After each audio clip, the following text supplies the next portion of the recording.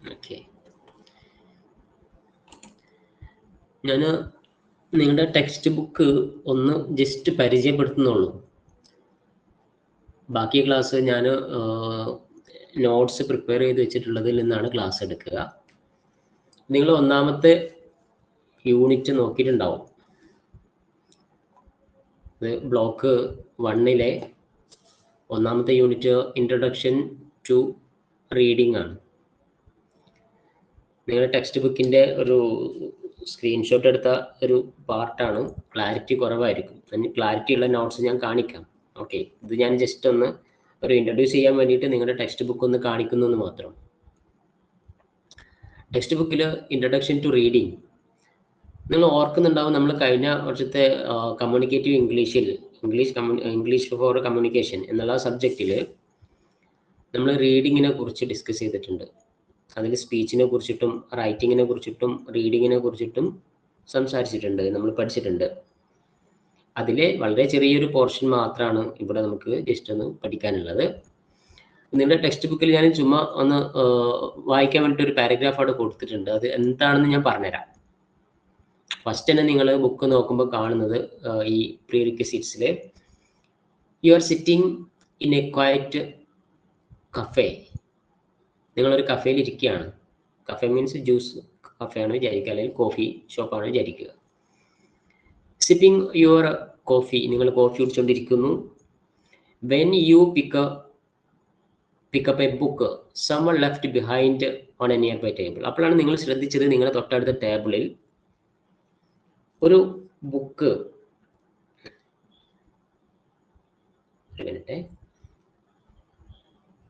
നിങ്ങളുടെ തൊട്ടടുത്ത ടേബിളിൽ ആരോ മറന്നു വെച്ച ഒരു ബുക്ക് അവിടെ ഇരിക്കുന്നു. അത് ഈ സമയത്ത് നിങ്ങൾ കണ്ടു. You start reading just out of curiosity. ഒരു ചെറിയൊരു ക്യൂരിയോസിറ്റിയോട് കൂടി നിങ്ങൾ ആ ബുക്ക് എടുത്ത് വായിച്ചു. ആൻഡ് വിത്തിൻ എ മിനിറ്റ്സ്, അല്പസമയത്തിനുള്ളിൽ തന്നെ you are transfer to different time, different place. നിങ്ങൾ വേറൊരു സ്ഥലത്തേക്ക് പോകേണ്ടി വന്നു. ആ ബുക്ക് വായന കണ്ടിന്യൂ ചെയ്തില്ല എന്നർത്ഥം. The words on the page pull you in and suddenly you are lost the story, seeing the words through someone else eyes.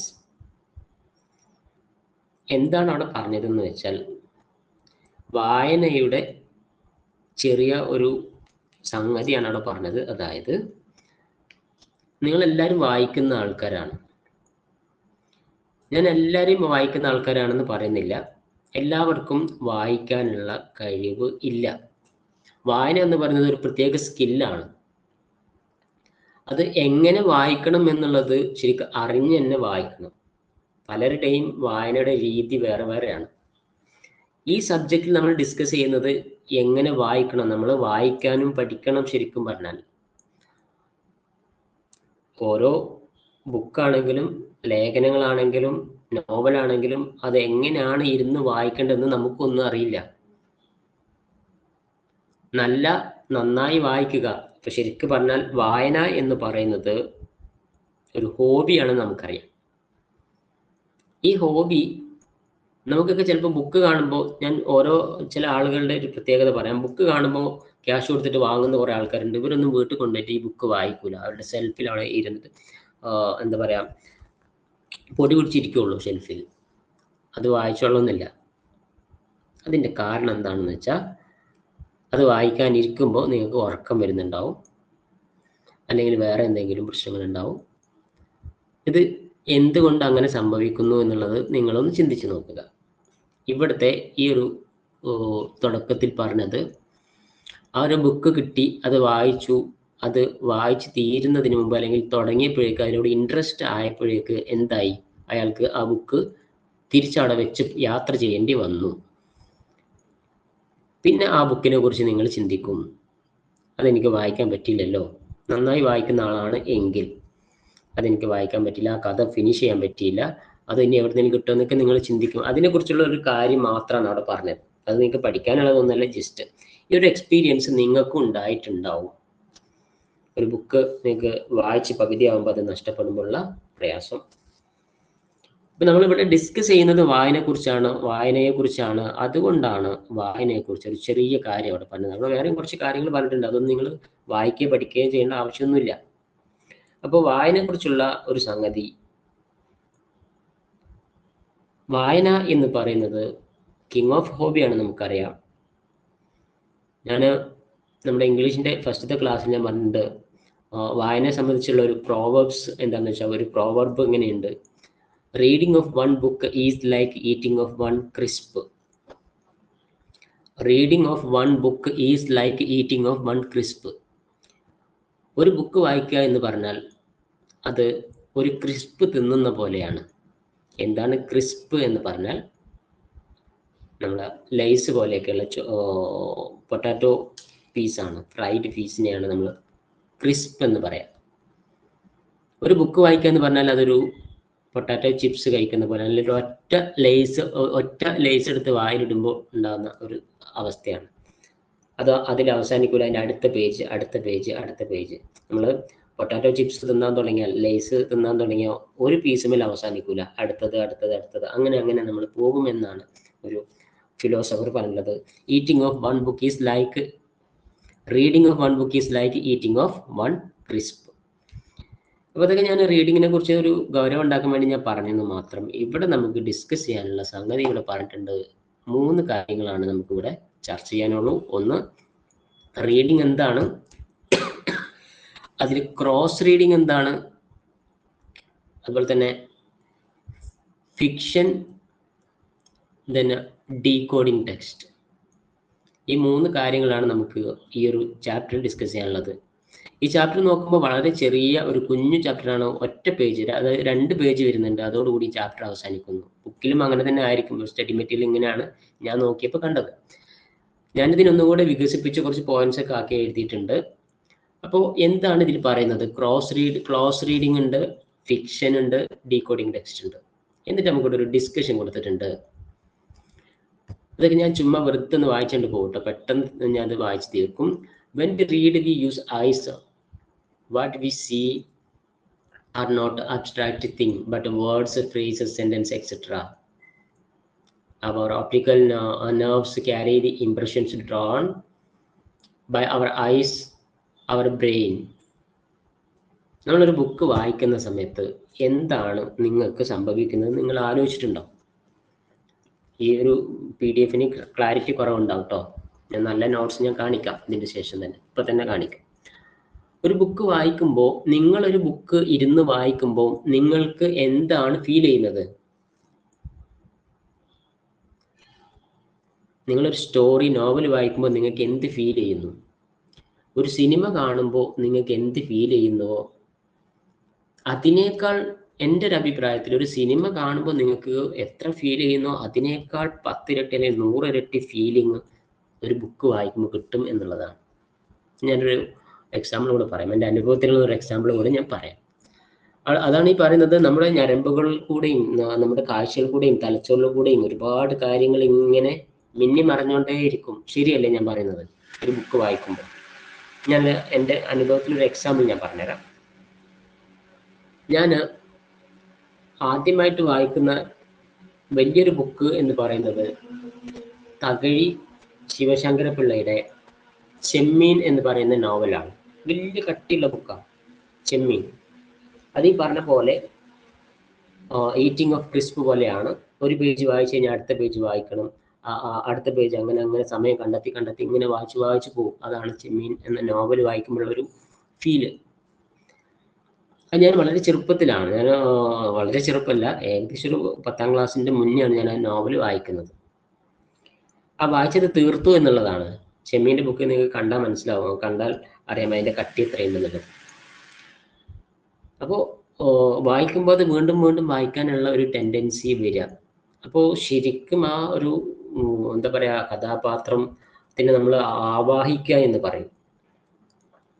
അങ്ങനെയാണ് നമ്മളൊരു നോവൽ വായിക്കുന്നത്. അത് പിന്നീട് അതിൻ്റെ ഫിലിം ഞാൻ എത്രയോ വർഷങ്ങൾക്ക് ശേഷമാണ് അതിൻ്റെ ഫിലിം കാണുന്നത്. ചെമ്മീൻ എന്ന് പറയുന്ന സിനിമ കാണുന്നത് കുറേ കഴിഞ്ഞിട്ടാണ്. പക്ഷെ എനിക്ക് അതിനോട് ഒരു വലിയ, ആ ഫിലിമിനോട്, നല്ല ഫിലിമൊക്കെ തന്നെയാണ്, പക്ഷെ അതിനോട് എനിക്ക് വലിയൊരു എന്താ പറയുക എൻജോയ്മെൻറ്റ് കിട്ടിയിട്ടില്ല എന്നാണ് എൻ്റെ ഫീൽ. കാരണം അത് 1 മണിക്കൂർ കൊണ്ട് അല്ലെ 3 മണിക്കൂർ 2.5 മണിക്കൂർ കൊണ്ട് അവസാനിപ്പിക്കുന്ന ഒരു സാധനമാണ്. അതിൽ അത്രയും ചുരുക്കി അങ്ങനെ കാണിച്ചതാണ്. ആ കാഴ്ചയിലല്ല, അതിൻ്റെ അപ്പുറത്ത് നമ്മൾ വീട്ടിലിരുന്ന് വായിച്ച് മനസ്സുകൊണ്ട് നമ്മൾ കറങ്ങി തിരിഞ്ഞു വന്ന കുറേ സ്ഥലങ്ങളുണ്ട്. അതൊന്നും സിനിമയിലില്ല. അതാണ് വായനയുടെ ഗുണം എന്ന് പറയുന്നത്. നമ്മുടെ മൈൻഡ് പല സ്ഥലത്തും സഞ്ചരിച്ചു കൊണ്ടേയിരിക്കും. ഒരു ബുക്ക് വായിക്കുന്ന സമയത്ത് അതിനെക്കുറിച്ചാണ് അവിടെ പറഞ്ഞത്. ഇതൊന്നും വെച്ചിട്ട് നമുക്ക് എക്സാമിനൊന്നും എഴുതാനൊന്നും കഴിയില്ല. അതിനുള്ള പോയിന്റ്സ് ഒക്കെ ഞാൻ തരാൻ വേറെ. പിന്നെ അതിൽ ഡിഫറെൻറ്റ് പർപ്പസ് ഓഫ് റീഡിങ് പറഞ്ഞിട്ടുണ്ട്. വായിക്കുന്നതിനുള്ള കാരണങ്ങൾ അത് ഞാൻ നോട്ട്സ് പ്രിപ്പയർ ചെയ്ത് വെച്ചിട്ടുണ്ട്, ഞാൻ പറയാം. അതേപോലെ തന്നെ ക്ലോസ് റീഡിങ് എന്ന് പറയുന്ന ഒരു സംഗതിയും ഈ ഒരു പാരഗ്രാഫിൽ പറഞ്ഞിട്ടുണ്ട്. അതായത് close reading sometimes called explication of text means. അതായത് ക്ലോസ് റീഡിങ് എന്ന് പറയുന്നത് നമ്മൾ എന്തെങ്കിലും ഒരു ടെക്സ്റ്റ് വായിക്കുമ്പോൾ ചുമ്മാ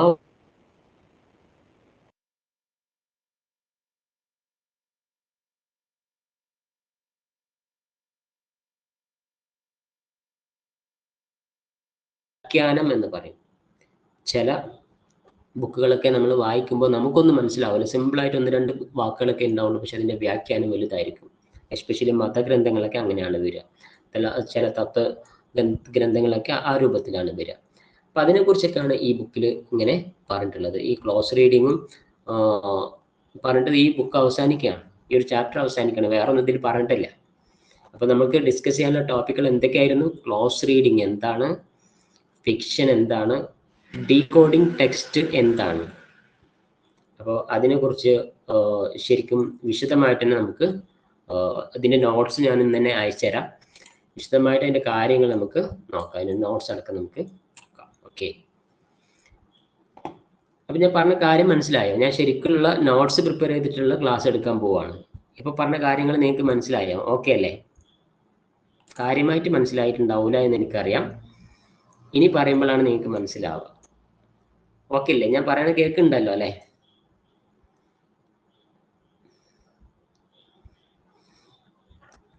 ഒരു മെസ്സേജ് അയക്കോ? ഓക്കെ അല്ലേ? കേൾക്കുന്നുണ്ടോ ഞാൻ പറയുന്നത്? ഓക്കെ സർ, കേൾക്കുന്നുണ്ട്. ഓക്കെ, അപ്പോൾ ഇനി ഞാൻ ഇടയ്ക്കിടയ്ക്ക് ഇങ്ങനെ ചോദിക്കില്ല. ഞാൻ നമ്മുടെ PPT വെച്ചിട്ടുള്ള ക്ലാസ് സ്റ്റാർട്ട് ചെയ്യാണ്. അപ്പോൾ നിങ്ങൾ എന്തെങ്കിലും ഉണ്ടെങ്കിൽ നിങ്ങൾ മൈക്ക് ഓൺ ചെയ്തിട്ട്, ഡൗട്ട് ഉണ്ടെങ്കിലും നിങ്ങൾ മൈക്ക് ഓൺ ചെയ്തിട്ട് ചോദിക്കുക. നമ്മൾ ഈ പറഞ്ഞ ആ ബുക്കിൽ നമ്മളോട് എക്സ്പ്ലെയിൻ ചെയ്യാൻ പറഞ്ഞ എല്ലാ പോയിന്റ്സും ഞാൻ ഈ ഒരു PPTയിൽ ഉൾപ്പെടുത്തിയിട്ടുണ്ട്. ഇതേപോലെയാണ് നിങ്ങൾ പഠിക്കേണ്ടത്. ഓക്കെ, ടെക്സ്റ്റ് ബുക്ക് നിങ്ങൾക്ക് വായിക്കുമ്പോൾ പെട്ടെന്ന് മനസ്സിലാവില്ല. അപ്പോൾ ഒന്നാമത്തെ ബ്ലോക്കിൻ്റെ പേര് റീഡിങ് ദി എഫക്റ്റീവ് സ്കിൽ എന്നാണ്. വായനയെക്കുറിച്ചാണ് ഒന്നാമത്തെ ബ്ലോക്കിൽ ഡിസ്കസ് ചെയ്യാനുള്ളത്. അതിൽ ഒന്നാമത്തെ യൂണിറ്റിന് വരുന്ന ഇൻട്രൊഡക്ഷൻ ടു റീഡിംഗ് ആണ്. അവിടെ നിങ്ങൾക്ക് കൊടുക്കാൻ പറ്റുക എന്താണ് റീഡിംഗ് എന്ന് എക്സാമിന് ചോദിക്കും. എന്താണ് റീഡിംഗ് എന്ന് സിമ്പിൾ ആയിട്ടുള്ള ഒരു മീനിങ് നമുക്ക് ഇവിടെ പറയാം. Reading is more than just recognising words. It's a complex cognitive process of constructing meaning from written text. നമുക്കറിയാൻ തന്നെയാണ് റീഡിംഗ് എന്ന് പറഞ്ഞാൽ. വായന എന്താണെന്ന് നിങ്ങളോട് ഒരാൾ ചോദിച്ചാൽ എന്തർത്ഥം പറയും? അതിനെന്ത് ആൻസർ പറയും? അത് മനസ്സിലാക്കുക എന്നാണെന്ന് വിചാരിക്കരുത്. Reading is more than just recognising words. വായന എന്ന് പറഞ്ഞാൽ മനസ്സിലാക്കലല്ല. It's a complex cognitive process. അതൊരു ബുദ്ധിപരമായ പ്രക്രിയയാണ്. എങ്ങനെ? Constructing meaning from a written text. ആരോ എഴുതി വെച്ച ഒരു സാധനത്തിൽ നിന്ന് ആ എഴുതിയതിൽ പറയുന്ന കാര്യത്തിനപ്പുറത്ത് നിങ്ങൾ മനസ്സിലാക്കിയെടുക്കുക. അതാണ് റീഡിങ്ങിൻ്റെ പ്രത്യേകത. അത് നോവലാവട്ടെ വേറെ എന്തെങ്കിലും ആവട്ടെ. ജസ്റ്റ് ആ വേർഡ് മാത്രം നോക്കിയാൽ അതിൻ്റെ അർത്ഥം മാത്രം പറഞ്ഞാൽ, നമ്മൾ ചില വാക്കെടുത്തിട്ട് ഗൂഗിൾ ട്രാൻസ്ലേഷൻ ഉണ്ടല്ലോ. ഇപ്പോൾ ഗൂഗിൾ ട്രാൻസ്ലേഷനിൽ ഒരു വാക്കെടുത്തിട്ട് ട്രാൻസ്ലേഷൻ നടത്തി വെക്കൂ, അത് വായിച്ചാൽ നമുക്ക് ഒരു മീനിങ് കിട്ടിക്കൊള്ളണമെന്നില്ല. അപ്പം അത് ജസ്റ്റ് അതിൻ്റെ അർത്ഥം മാത്രം പറയുന്നുള്ളൂ. ഒരു വായനയിലൂടെ നമ്മൾ അങ്ങോട്ട് പോകുമ്പോൾ അതിന് ഇപ്പോൾ നമ്മുടെ ഉപനിഷത്തുകളിലൊക്കെ കാണുന്ന ചില വാക്കുകൾ അതേപോലെ നമ്മൾ വായിച്ചാൽ അതിനൊന്നുമില്ല, അർത്ഥമില്ല.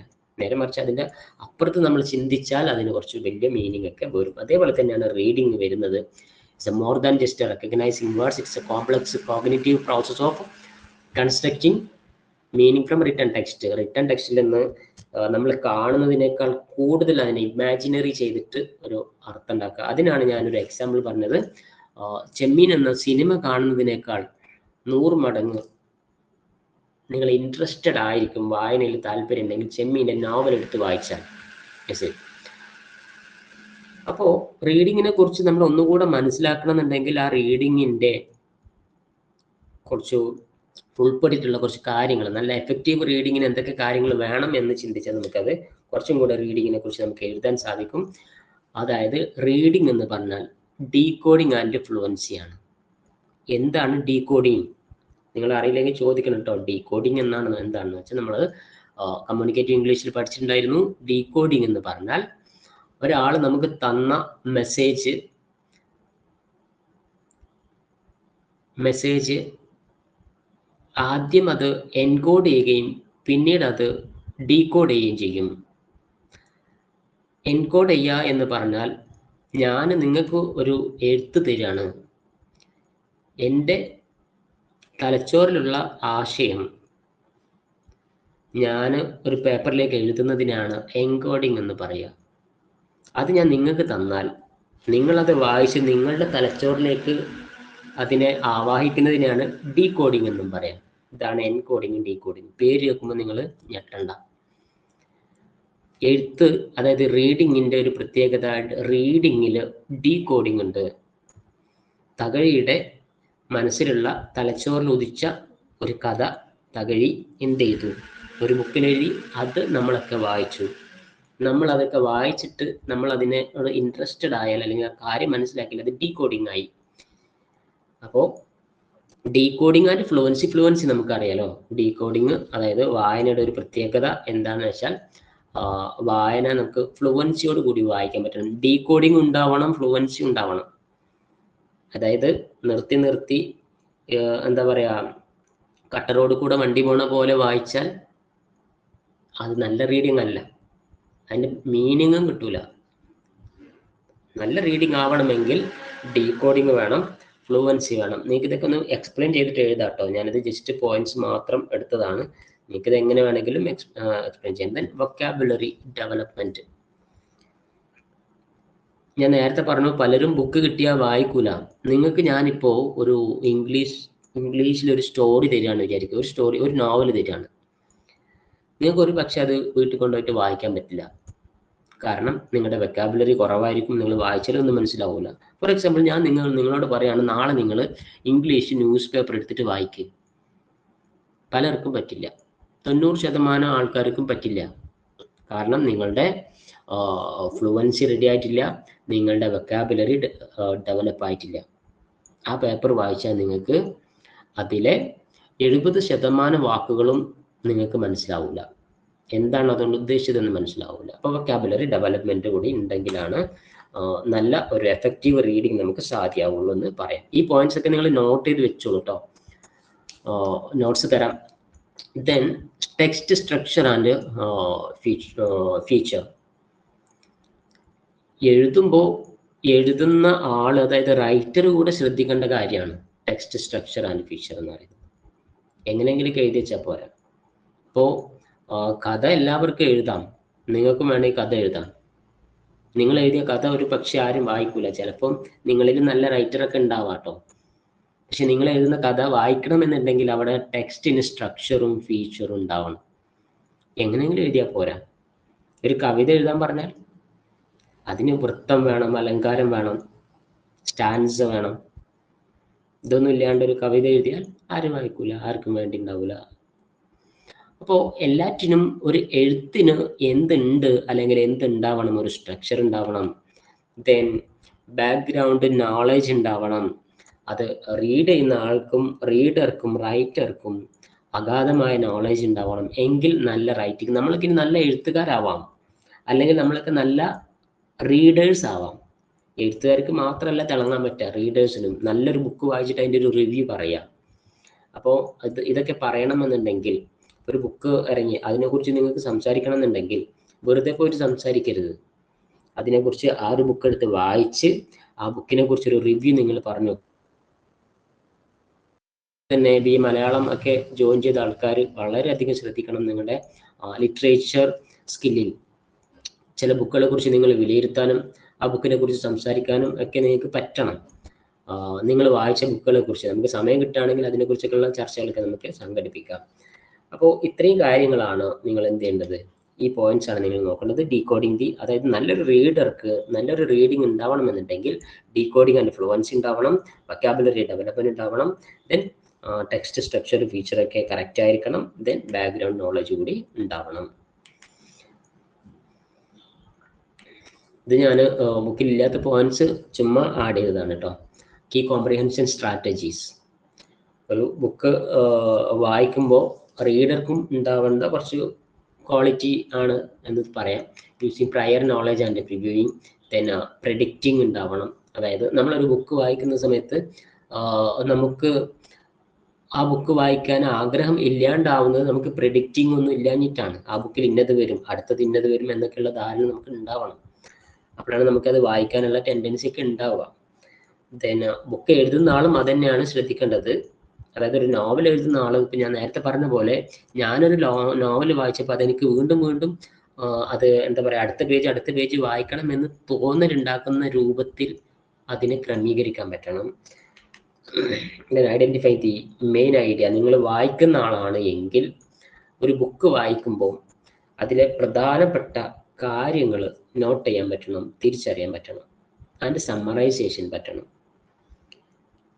ഞാൻ ഈ പറഞ്ഞ പോലെ നോവൽ മാത്രമല്ല നമുക്ക് വായിക്കാനുണ്ടാവുക, വലിയ പ്രബന്ധങ്ങളൊക്കെ വായിക്കാനുണ്ടാവും. നിങ്ങളൊരു PhD ഒക്കെ ചെയ്യുന്ന സമയത്ത് വലിയ ബുക്കുകളൊക്കെ വായിച്ച് അതിലെ പ്രധാനപ്പെട്ട കാര്യങ്ങളൊക്കെ നോട്ട് ചെയ്ത്, അല്ലെങ്കിൽ നിങ്ങൾ നല്ലൊരു പ്രാസംഗികനാണെന്ന് വിചാരിക്കുക, നിങ്ങളുടെ ഷെൽഫിൽ കുറേ ബുക്കുകളുണ്ട്, അല്ലെങ്കിൽ നിങ്ങൾക്ക് കുറേ ബുക്ക് പുറത്തുനിന്ന് വാങ്ങാൻ കിട്ടും. അത് വായിക്കുന്ന സമയത്ത് ബുക്ക് വെറുതെ വായിച്ച് വെക്കരുത്. ഞാൻ സത്യം പറഞ്ഞാൽ ഞാൻ എൻ്റെ ടേബിളിൽ ഒരു ഹൈലൈറ്റർ ഉണ്ട്, ഒരു മാർക്കർ ഉണ്ട്. അത് വെച്ചിട്ട് ഞാൻ സ്റ്റോറി ആണെങ്കിൽ പോലും ഞാൻ എന്ത് ചെയ്യും, ചില കാര്യങ്ങൾ എനിക്ക് ഇഷ്ടപ്പെട്ട കാര്യങ്ങൾ കണ്ടാൽ ഞാനത് മാർക്ക് ചെയ്യും. എന്തിനാണ് ഞാൻ അങ്ങനെ മാർക്ക് ചെയ്യുന്നത്? ഞാനൊരു ടീച്ചറാണ്.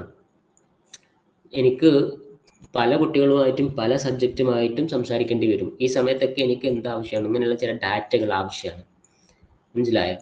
അപ്പോൾ ഞാൻ ലിറ്ററേച്ചർ എടുക്കാറുണ്ട്. ആ സമയത്തൊക്കെ എനിക്ക് അതുമായി ബന്ധപ്പെട്ട കുറേ എക്സാമ്പിൾസും അനുഭവങ്ങളൊക്കെ പറയേണ്ടി വരും.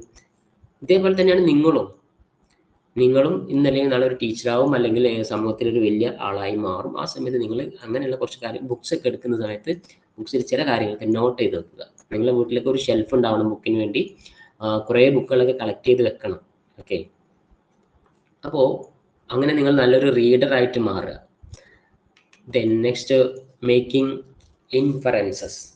നിങ്ങൾ വായിക്കുന്ന ആളാണ് എങ്കിൽ ഞാൻ പ്രെഡിക്റ്റിംഗ് പറഞ്ഞ പോലെ തന്നെ ചില അനുമാനങ്ങൾ നിങ്ങൾക്ക് ഉണ്ടാവണം. എങ്കിൽ മാത്രമാണ് നിങ്ങൾക്ക് ശരിക്കും വായന എൻജോയ് ചെയ്യാൻ പറ്റുള്ളൂ. Then visualising. നിങ്ങൾക്ക് നന്നായിട്ട് വായിക്കണം, ആ വായന നിങ്ങൾക്ക് എൻജോയ് ചെയ്യണമെന്നുണ്ടെങ്കിൽ വിഷ്വലൈസിങ് ഉണ്ടാവണം.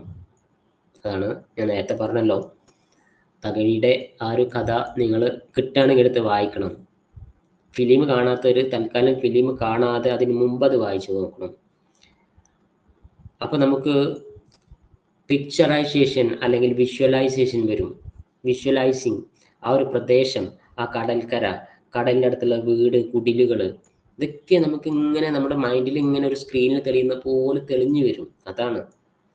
അപ്പോൾ അതാണ് നമ്മൾ ആ സിനിമ കാണുന്നതിനേക്കാൾ എത്രയോ ദിവസങ്ങൾ എടുത്തിട്ട് നമ്മളിങ്ങനെ കാത്തിരുന്ന് ഓരോ ചിത്രങ്ങളും പോക്കും വരവും അവരുടെ സംഭാഷണങ്ങളും ഇതെല്ലാം നമുക്ക് ശരിക്കും വിഷ്വലൈസ് ചെയ്യാൻ സാധിക്കും. അങ്ങനെ നിങ്ങൾക്ക് റീഡിങ് നന്നാക്കാം. Then making connections. ഒരു ബുക്ക് വായിക്കുന്ന സമയത്ത്, ഞാൻ നോവലിൻ്റെ കേസ് മാത്രം അല്ല പറയുന്നത്, നോവൽ തൽക്കാലം വിടുക, മറ്റുള്ള പ്രബന്ധങ്ങളോ മറ്റോ അല്ലെങ്കിൽ ലേഖനങ്ങളൊക്കെ നിങ്ങൾ വായിക്കുന്ന സമയത്ത് ഒരു കണക്ഷൻസ്, മേക്കിംഗ് കണക്ഷൻ എന്ന് പറയുന്നൊരു പോയിന്റ് കൂടി ശ്രദ്ധിക്കണം. മറ്റുള്ളവരുമായി ബന്ധപ്പെടുത്തി പറയാനും വായിക്കാനും സാധിക്കണം. ഇത്രയും കാര്യങ്ങൾ, ഈ പോയിന്റ്സ് നിങ്ങൾ നോട്ട് ചെയ്യണമെന്നില്ല, അത് അത്രയും ഇമ്പോർട്ടൻസ് ആയിട്ടുള്ള കാര്യമല്ല. ഓക്കെ, ദെൻ നിങ്ങളുടെ ബുക്കിൽ പറയുന്ന മറ്റൊരു ടോപ്പിക്കാണ്, ഇമ്പോർട്ടൻ്റ് ടോപ്പിക്കാണ് ഡിഫറെൻ്റ് പർപ്പസ് ഓഫ് റീഡിങ്. വായനയുടെ ലക്ഷ്യം എന്താണ്? വായനക്ക് ഒറ്റ ലക്ഷ്യമാണെന്ന് പറയാൻ പറ്റില്ല. ഫോർ ദ അത് ഒന്ന് എന്താണ് ഒരു ലക്ഷ്യം എന്ന് പ്ലഷർ ആൻഡ് എൻജോയ്മെന്റ് ആണ് അല്ലെ. നിങ്ങളൊക്കെ വായിക്കുന്നത് എന്തിനാ? നിങ്ങൾ ആരെങ്കിലും ഒന്ന് റിപ്ലൈ തരും. നിങ്ങളൊക്കെ വായിക്കുന്നത് എന്ത് കാര്യത്തിന് വേണ്ടിയിട്ടാണ് നിങ്ങൾ വായിക്കുന്നത്? ഒന്ന് പറയാൻ പറ്റുമോ?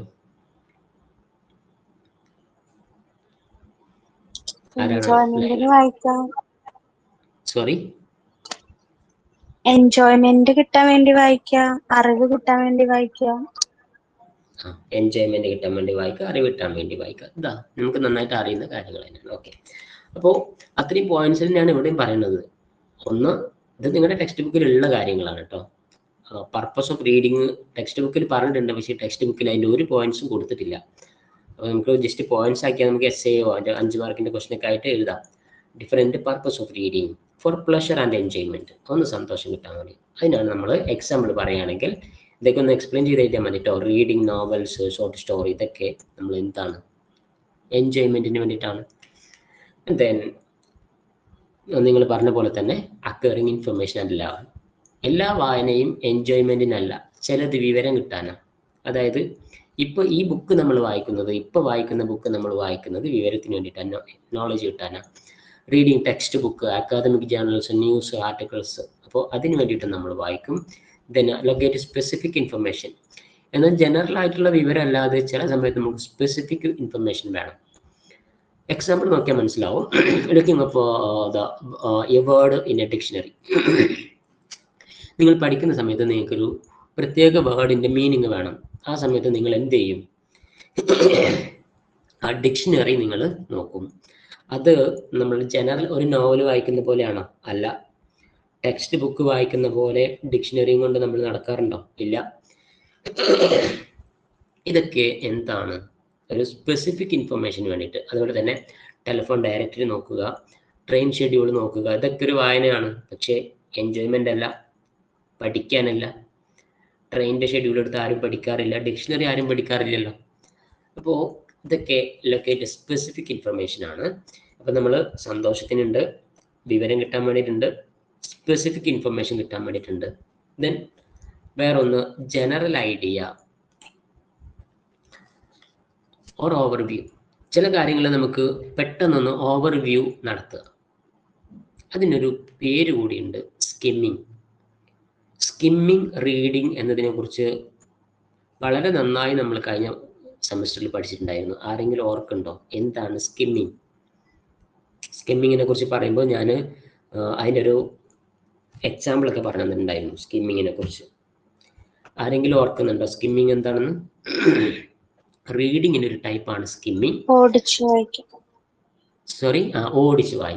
സ്കിമ്മിങ് ഓടിച്ച് വായിക്കുക. അതായത് ടെക്സ്റ്റ് നമ്മുടെ കയ്യിലുള്ള ബുക്കോ ന്യൂസ് പേപ്പറോ ഫുള്ളായിട്ട് വായിക്കാതെ അതിലെ ഹെഡിങ് മാത്രം വായിച്ചൊരു ജനറൽ ഐഡിയ ഉണ്ടാക്കുന്നതിനാണ്. നമുക്ക് ചില സമയത്തൊക്കെ അങ്ങനെ വായിച്ചാൽ മതിയാവും. നേരെ മറിച്ച് നിങ്ങളുടെ എക്സാമിന് നിങ്ങൾ അങ്ങനെ വായിച്ചാൽ മതിയാവില്ല. നിങ്ങളൊരു PhD ചെയ്യുമ്പോൾ ഒരു പ്രബന്ധം എടുത്ത് വായിക്കുകയാണെന്നുണ്ടെങ്കിൽ നിങ്ങൾ ഓടിച്ച് വായിച്ചാൽ മതിയാവില്ല. അതിനെ അരിച്ച് പെറുക്കി വായിക്കേണ്ടി വരും. അതിന് വേറെ റീഡിങ്ങിന് ആണ് പറയാം. സ്കിമ്മിങ് എന്ന് പറഞ്ഞാൽ ജസ്റ്റ് മുകളിലുള്ള കാര്യങ്ങൾ മാത്രം നോക്കി പോവുക. അതിനാണ് നമ്മൾ സ്കിമ്മിങ് എന്ന് പറയുക. അപ്പോൾ ഇങ്ങനെ ഒരു റീഡിങ് ഉണ്ട്. അപ്പോൾ പർപ്പസിൽ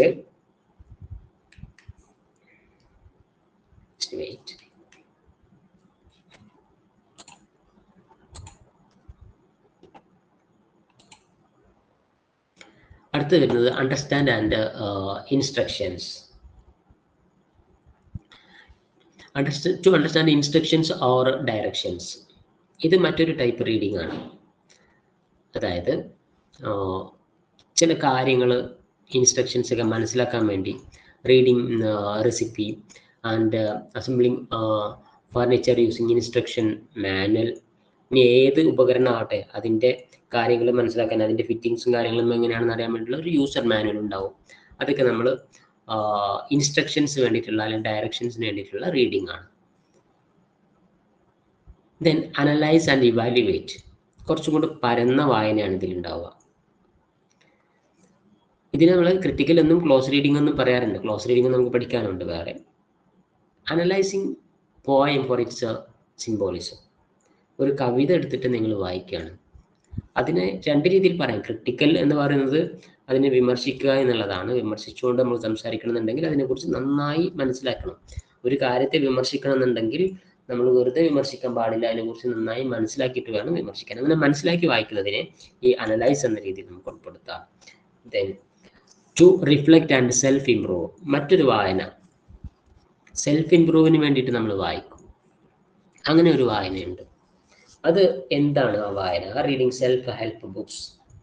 നമ്മൾ പേഴ്സണാലിറ്റി ഡെവലപ്മെന്റ് എന്നൊരു ബുക്ക് വായിക്കുക, അല്ലെങ്കിൽ ബയോഗ്രഫീസ്, ഓട്ടോബയോഗ്രഫി വായിക്കുക, അല്ലെങ്കിൽ ഏതെങ്കിലും തത്വജ്ഞാനികളുടെ തത്വചിന്തകരുടെ ബുക്കുകൾ വായിക്കുക. ഇങ്ങനെയുള്ള കാര്യങ്ങളൊക്കെ സെൽഫ് ഇംപ്രൂവിനുള്ള റീഡിംഗ് എന്ന് പറയാം. അപ്പം 8 ടൈപ്പാണ് നമ്മളിവിടെ പഠിച്ചത്. പോയിന്റ്സുകൾ നോക്കുക. ഇനി നമ്മൾ നിങ്ങളുടെ ടെക്സ്റ്റ് ബുക്കിൽ പറഞ്ഞുള്ള ക്ലോസ് റീഡിംഗ് എന്താണ്? ക്ലോസ് റീഡിംഗ് ഞാൻ നേരത്തെ പറഞ്ഞു. Close reading is the deliberate and in-depth examination. Close reading എന്ന് പറഞ്ഞാൽ നമ്മൾ നേരത്തെ പറഞ്ഞ സ്കിമ്മിങ് ഒന്നുമല്ല. ഒരു പോയിന്റ്സിനെ എടുത്തിട്ട് നമ്മൾ വായിക്കണം, നന്നായിട്ട് ഇൻഡെപ്ത് ഡെലിബറേറ്റ് ആയിട്ട്. ഡെലിബറേറ്റ് എന്ന് പറഞ്ഞാൽ കുത്തിയിരുന്ന് വായിക്കുക എന്നാണ് ശരിക്കും പറഞ്ഞാൽ. മനഃപൂർവ്വം എന്നാണ് ഡെലിബറേറ്റ് എന്നുള്ളത്. അതിനായിരുന്നു വായിക്കുക. In-depth examination of text, uncover its layers of meaning. എന്നിട്ട് അതിൻ്റെ മീനിങ്ങിനെ പൊളിച്ചെടുക്കുക. Analyse the author's choice and appreciate the nuances of language. നമ്മൾ മതഗ്രന്ഥങ്ങൾ വായിക്കുമ്പോൾ, ഖുറാനോ ഭഗവത്ഗീതയോ അല്ലെങ്കിൽ ബൈബിളോ വായിക്കുകയാണ് എങ്കിൽ, നിങ്ങൾ ഒറ്റയടിക്ക് വായിച്ചു കഴിഞ്ഞാൽ അതിൽ പല കാര്യങ്ങളും കാണും, നമുക്ക് യോജിക്കാത്ത പോലെയൊക്കെ തോന്നും. പക്ഷെ അതിൻ്റെ അർത്ഥം അതായിരിക്കില്ല, അതിൻ്റെ വ്യാഖ്യാനം വേറെ ഉണ്ടാവും. അപ്പൊ അങ്ങനെ കാണുന്ന സമയത്ത് അങ്ങനെ ഒരു സംഗതി ഉണ്ടെങ്കിൽ അതിനെ വായിക്കേണ്ടത് നേരത്തെ പറഞ്ഞ ടൈപ്പിലൊന്നുമല്ല, ഈ ക്ലോസ് റീഡിംഗ് ആണ് വേണ്ടത്. ഈ ചില മതങ്ങൾ അങ്ങോട്ടും ഇങ്ങോട്ടൊക്കെ ഫൈറ്റ് ചെയ്യുന്നത് ഈ വേർഡ്സിന്റെ പേരിലായിരിക്കും. നേരെ മറിച്ച് അതിൻ്റെ ഉള്ളിലുള്ള അർത്ഥം അതായിരിക്കില്ല. അപ്പോൾ നിങ്ങൾക്ക് കാര്യം മനസ്സിലായിട്ടുണ്ടാവും എന്ന് അറിയുന്നു. അതായത് വ്യാഖ്യാനിച്ച് വായിക്കുന്നതിനെയാണ് നമ്മൾ എന്തെന്ന് പറയുക? ക്ലോസ് റീഡിംഗ് എന്ന് പറയുക.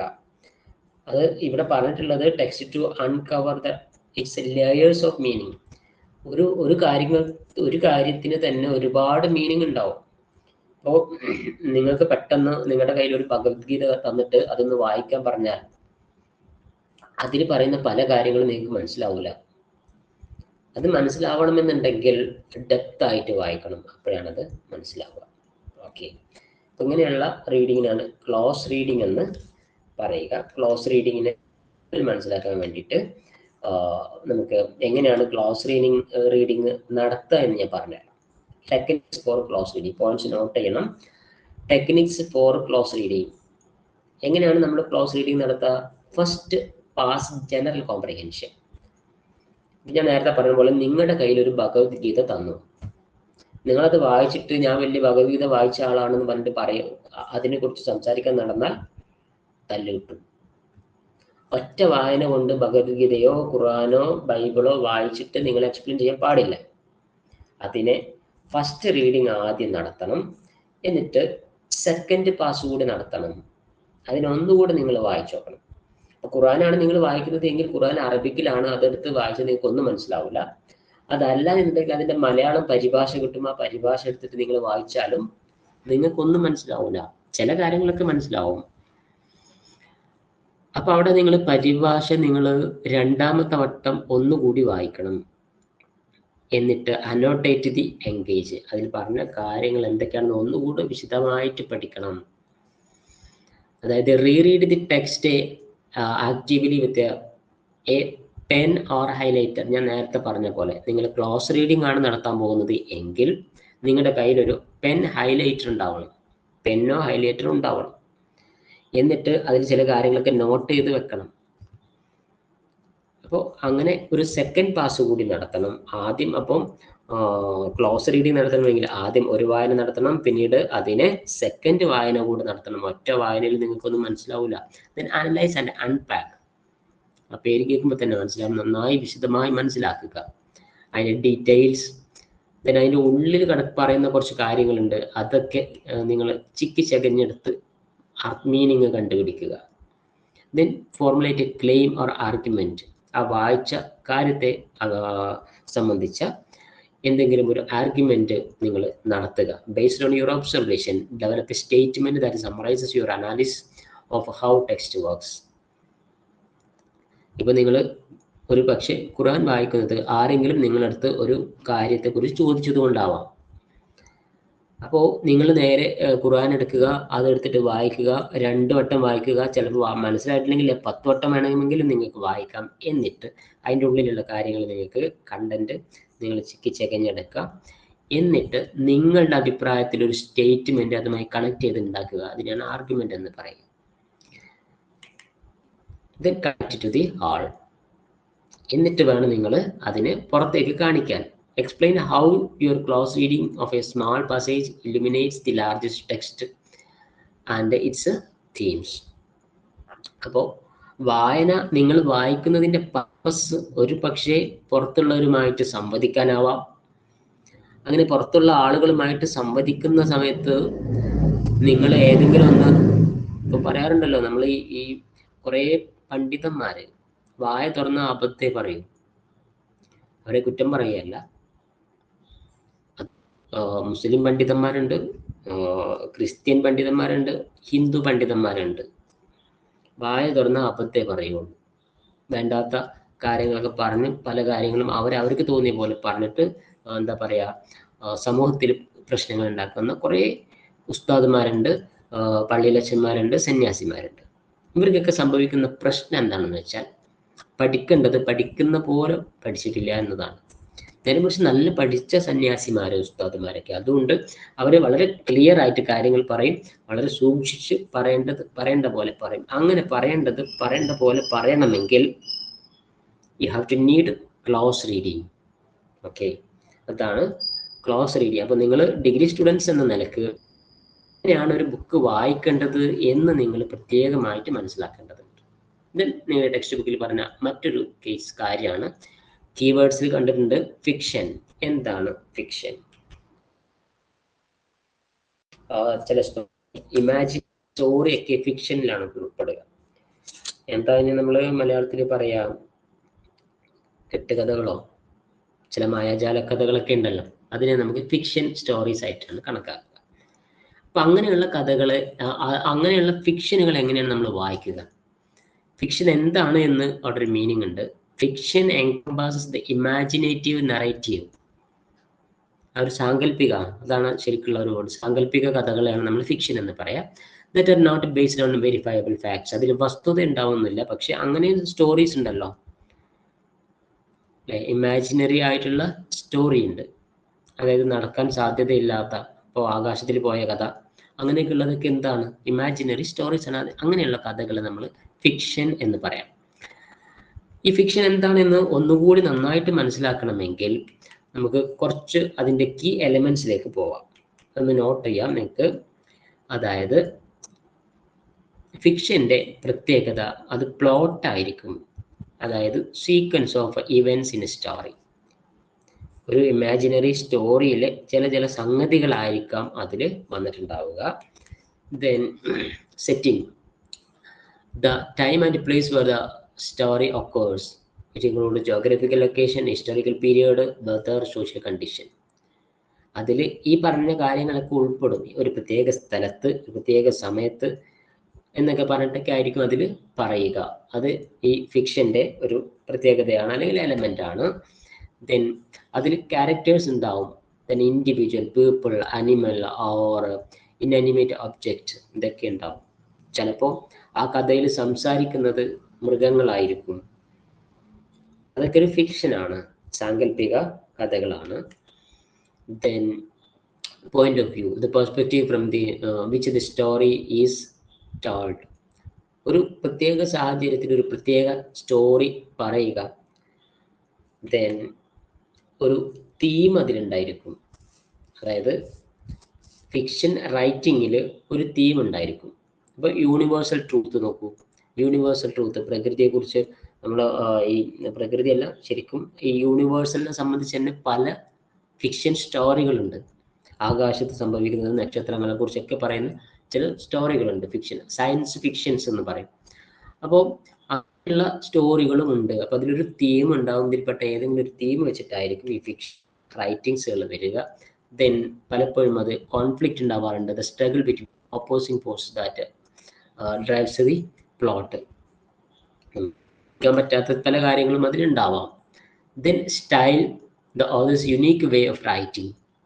ഫിക്ഷൻ എഴുത്തുകളുടെ വേ വ്യത്യസ്തമായിരിക്കും. ഇതൊക്കെ ഇവിടെ പറയുന്നത് എന്തിനാണെന്ന് വെച്ചാൽ അതിൻ്റെ വായനയിൽ നമ്മളെ ഹെൽപ്പ് ചെയ്യാൻ വേണ്ടിയിട്ടാണ്. എങ്ങനെയാണ് ഒരു ഫിക്ഷൻ സ്റ്റോറി വായിക്കുക. ഇപ്പം എല്ലാവർക്കും ഫിക്ഷൻ സ്റ്റോറി ഇഷ്ടമാണ്. സിനിമയുടെ കാര്യങ്ങൾ തന്നെ നോക്കുക. അപ്പം ചില റോബോട്ടിനെ കുറിച്ചൊക്കെയുള്ള സിനിമ വരിക, അത് ചില ആളുകൾ നല്ല എൻജോയ് ചെയ്ത് കാണും. ചിലർക്ക് അത് കുഴപ്പമില്ല, അത് അങ്ങനെ ഒരു സംഗതി ഇവിടെ ലോകത്ത് ഉണ്ടാവില്ല എന്നൊക്കെ പറഞ്ഞിട്ട് അങ്ങനെ ഒരു ചിന്താഗതി ആയിരിക്കും. അപ്പം അതിനെ മാറ്റിയെടുക്കുന്ന ചില സ്റ്റൈലുകളൊക്കെ ഉണ്ട്. ഇപ്പം എന്തിരൻ എന്ന് പറയുന്ന സിനിമ കുറെ മുന്നേ ഇറങ്ങിയതാണ് അല്ലേ. ആ സമയത്ത് ആ സിനിമയെ ആളുകൾ അംഗീകരിച്ചത് അങ്ങനെ സംഭവിക്കാം. അന്ന് യന്ത്രമനുഷ്യൻ അത്രയൊന്നും ഡെവലപ്ഡ് അല്ല, ടെക്നോളജി അത്ര ഡെവലപ്ഡ് അല്ലാത്തൊരു കാലത്ത് എന്തിരൻ എന്ന് പറയുന്ന ഒരു സിനിമ വന്നിട്ടുണ്ടായിരുന്നു. അപ്പോൾ ആ സിനിമ അന്ന് ആ ആളുകൾ എത്രമാത്രം എൻജോയ് ചെയ്തു, എത്രമാത്രം അത്ഭുതപ്പെട്ടിരുന്നു. പക്ഷെ അന്ന് ഒരു ഇമാജിനറി ഉണ്ടായിരുന്നു, എന്താണ് ഇന്നല്ലെങ്കിൽ നാളെ ഇങ്ങനെ സംഭവിക്കും എന്നുള്ളത് അല്ലേ. അപ്പം അതിൽ കണ്ട അതിനേക്കാൾ വലിയ ഡെവലപ്മെന്റിലേക്ക് നമ്മുടെ സയൻസ് എത്തിച്ചേർന്നിട്ടുണ്ട്. അപ്പോൾ ഈ കീ എലമെന്റ്സ് കൂടെ അതിൻ്റെ കൂടെ നിങ്ങൾക്ക് വായിക്കാം. അപ്പോൾ ഇതിൽ നിന്നൊക്കെ നിങ്ങൾക്ക് പോയിന്റ്സ് കിട്ടും. ഞാൻ നേരത്തെ പറഞ്ഞ പോലെ ടെക്സ്റ്റ് ബുക്കിൽ നിങ്ങൾക്ക് ഈ പോയിന്റ്സ് അവൈലബിൾ അല്ല. പോയിന്റ്സ് ആക്കി വെച്ച് കഴിഞ്ഞാൽ പഠിക്കാൻ കുറച്ചും കൂടി എളുപ്പമായിരിക്കും. നമുക്ക് എസ് ഒക്കെ ഇങ്ങനെ പോയിന്റ് ഇങ്ങനെ വെച്ച് എഴുതാം. ദെൻ ഇമേജറി ഞാൻ നേരത്തെ പറഞ്ഞ കാര്യമാണ് കേട്ടോ. അത് നമുക്ക് നമ്മുടെ ചിന്തയിലില്ലാത്ത, മൈൻഡിലില്ലാത്ത ഒരു ഇമാജിനറി ആയിട്ടുള്ള കുറേ കാര്യങ്ങളായിരിക്കും ഇതിൽ ഉണ്ടാവുക. Then symbolism, the use of objects, people, ideas represent some points. Just ഒന്ന് നോട്ട് ചെയ്യാം. ദെൻ ടെക്സ്റ്റ് ബുക്കിൽ കാണുന്ന കീവേഡ്സിൽ കണ്ട വേറൊരു സംഗതിയാണ് ഡീകോഡിങ് ടെക്സ്റ്റ്. ഡീകോഡിങ് എന്താണെന്ന് ചെറുതായിട്ട് നേരത്തെ ഒന്ന് ഞാൻ പറഞ്ഞിട്ടുണ്ടായിരുന്നു. ഡീകോഡിങ് എന്ന് പറഞ്ഞാൽ ബിയോണ്ട് റെക്കഗ്നൈസിങ്, അത് മനസ്സിലാക്കൽ മാത്രമല്ല, ഇൻഡിവിജ്വൽ വേർഡ്സ് ഓർ ഫോണിക്സ്, ശബ്ദങ്ങളോ വേർഡ്സ് മനസ്സിലാക്കലല്ല ഡീകോഡിങ് ടെക്സ്റ്റ് എന്ന് പറഞ്ഞാൽ. In a broader sense, refer the strategies used to understand the meaning complex or challenging passages. നമുക്ക് പെട്ടെന്നൊന്നും ക്ലിയർ ആവാത്ത ഒരു സാധനത്തിനെ നമ്മുടെ മൈൻഡിലേക്ക്, തലച്ചോറിലേക്ക് കയറ്റി വിടുന്നതിനെയാണ് ഡീകോഡിങ് എന്ന് പറയാം. അതായത് ഒരു കഥയോ അല്ലെങ്കിൽ ഒരു സന്ദേശമോ ഒരാളുടെ മെസ്സേജോ നിങ്ങളത് വായിച്ചിട്ട് അത് ക്ലിയറായി നിങ്ങൾക്ക് മനസ്സിലായി തലച്ചോറ് റെസ്പോണ്ട് ചെയ്യുന്നതിനെയാണ് ഡീകോഡിങ് എന്ന് പറയുക. അപ്പോൾ ഒരു സിനിമയോ അല്ലെങ്കിൽ ഒരു ബുക്കോ നിങ്ങൾ ഡീകോഡ് ചെയ്താൽ മാത്രമേ അത് എൻജോയബിൾ ആവുന്നുള്ളൂ, അത് നിങ്ങൾക്ക് മനസ്സിലാവുന്നുള്ളൂ എന്നർത്ഥം. ഡീകോഡിങ്ങിനെ കുറിച്ച് ഡൗട്ട് ഉണ്ടെങ്കിൽ നിങ്ങൾക്ക് ചോദിക്കാം കേട്ടോ, നിങ്ങൾക്ക് മനസ്സിലാവുന്നുണ്ടാവും. കാരണം നമ്മൾ കഴിഞ്ഞ ഇതിൽ ഇത് ഡീറ്റെയിൽ ആയിട്ട് എക്സ്പ്ലെയിൻ ചെയ്തതാണ്. അപ്പോൾ അതിനെക്കുറിച്ച് ഒന്നും കൂടെ മനസ്സിലാക്കാൻ വേണ്ടി കുറച്ച് കാര്യങ്ങൾ സ്ട്രാറ്റജി കൂടെ പറയാം. Strategies four decoding complex text. ഒരു ടെക്സ്റ്റ് ബുക്ക് നിങ്ങൾക്ക് വായിച്ചിട്ട് അത് ഡീകോഡ് ചെയ്യാൻ പറ്റണമെങ്കിൽ ആദ്യം നിങ്ങൾ നിങ്ങളുടെ പ്രയർ നോളേജ് ആക്ടിവേറ്റ് ചെയ്യണം. അതായത് നിങ്ങൾക്ക് ഇത്തിരിയെങ്കിലും ബുദ്ധി ഉണ്ടാവണം എന്നർത്ഥം. ഞാൻ നേരത്തെ പറഞ്ഞു, എല്ലാവരും ഒരു ബുക്ക് കിട്ടിയാൽ വായിക്കൂല. ചിലർക്ക് ബുക്ക് കിട്ടിയാൽ അവർ എന്താ പറയാ, കയ്യിൽ തന്നെ വെക്കുമ്പോൾ താഴെ വെക്കില്ല. ചിലർക്ക് ബുക്ക് കണ്ട അലർജി ഉണ്ടാവും. ഇതെന്തുകൊണ്ടാ? അവർക്ക് അതിൻ്റെ പ്രയർ നോളേജ് ഇല്ലാഞ്ഞിട്ടാണ്. അതിനെക്കുറിച്ചുള്ള ഒരു ഐഡിയ അവർക്കില്ല, വേറെ അതിനെക്കുറിച്ചൊരു ചിന്തയും അവർക്കില്ല. അപ്പം കുറച്ചൊക്കെ വിവരം വേണം എന്നുള്ളത് ഇതിൻ്റെ ഒരു അത്യാവശ്യം. പ്രയർ നോളേജ് എന്ന് പറയുന്നത് വിദ്യാഭ്യാസമാണെന്ന് നിങ്ങൾ വിചാരിക്കുന്നത്. നോളേജ് എന്ന് പറഞ്ഞാൽ എഡ്യൂക്കേഷൻ അല്ല കേട്ടോ. ഒരു ആന്തരികമായ അറിവുണ്ട്, അതിനെയാണ് നോളേജ് എന്ന് പറയുക. ശരിക്കും എഡ്യൂക്കേഷനേക്കാൾ വലുതാണ് നോളേജ്. നമ്മൾ സ്കൂളിൽ പോയി പഠിക്കുന്നത് എഡ്യൂക്കേഷനാണ്, നോളേജ് സ്കൂളിൽ പോയി കിട്ടുന്നതല്ല. എന്തായാലും നിങ്ങൾ വായിക്കുന്നതിന് മുമ്പ് എന്ത് വേണം? ആ ഒരു സംഗതിയെ കുറിച്ചൊരു ബോധം വേണം. ഞാൻ നോവലോ മറ്റോ അല്ല പറയുന്നത്. Consider what you already know about the topic. നിങ്ങളൊരു റിസർച്ച് ഗ്രന്ഥം വായിക്കുകയാണ് വിചാരിക്കുക. ആ ടോപ്പിക്കിനെ കുറിച്ച് നിങ്ങൾക്ക് നന്നായിട്ട് അറിയണം. നിങ്ങളൊക്കെ ഓണേഴ്സ് ഡിഗ്രി എടുത്തവരാണ്, നിങ്ങൾക്ക് റിസർച്ച് ചെയ്യാൻ പറ്റും, PhD ഒക്കെ എടുക്കാൻ പറ്റും. അപ്പോൾ അതിൽ നിങ്ങൾക്ക് ഒരു സബ്ജക്റ്റ് തിരഞ്ഞെടുക്കാം. മാർക്കറ്റിംഗ് ആണ്, ബികോമാരാണെങ്കിൽ മാർക്കറ്റിങ്ങോ മറ്റോ തിരഞ്ഞെടുക്കാം.